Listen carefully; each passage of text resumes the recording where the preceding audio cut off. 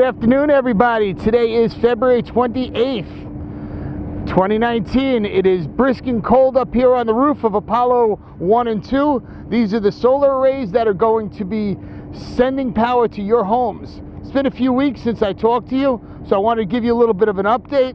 We are getting through all of the PSE&G procedures. A lot of this had to do with that this is the first and largest of its kind on Long Island, but we're through the easement process. We're just about ready to get the transformers installed and flip the switch on. But this array's been sitting now completed since about, I'm gonna say August, September, while we've been working through the paperwork. But it is getting ready to turn on. We are through the final hurdles now. I appreciate your patience. Solar power coming to your house.